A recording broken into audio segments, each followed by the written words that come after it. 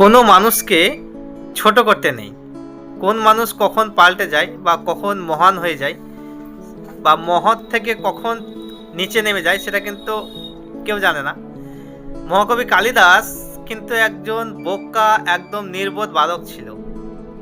সে একদিন একটা নদীর ধারে একটা গাছের ডাল কাটছে। যে গাছের ডাল কাটছে সেই গাছের ডালেই সে বসেছিল। সবাই তাকে দেখে হাসছিল, বলছিল দেখ কতটা বোকা বালকটি।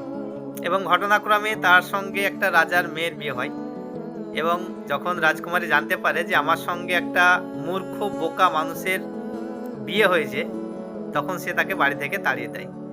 বাড়ি থেকে তাড়িয়ে দেওয়ার পরে হাঁটতে হাঁটতে একটা নদীর ধারে একটা পাথরের উপর বসে এবং দেখে যে গ্রামের মেয়েরা কলসিতে করে জল এনে একটা পাথরের উপর রাখছে এবং যেই পাথরটার উপর রাখছে সেই পাথরের তলাটা ঠিক কলসির তলের মতো আকার ধারণ হয়ে গেছে। মানে কলসিগুলো রাখতে রাখতে পাথরটাও কলসির মতো হয়ে গেছে। মানে এখানে তার মাথা খুলে গেল।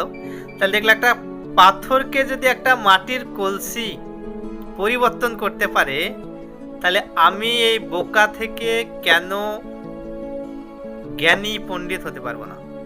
তারপর থেকে সে দীক্ষা নিয়ে হয়ে গেল মহাকবি কালিদাস, যে সংস্কৃত সাহিত্যের সর্বশ্রেষ্ঠ কবি সাহিত্যিক। তাহলে আমরা তো আমরা নিজেকে ভেবে নিই যে আমার দ্বারা কিছু হবে না, বা আমরা অন্যকে অনেক রকমভাবে নেগলেক্ট করি। কিন্তু মানুষ কখন পরিবর্তন হয়ে যায়, মাথা খুলে যায় বা নিচে থেকে উপর, উপর থেকে হয়ে যায়, আমরা কেউ জানি না। তো কাউকে ছোট করতে নেই।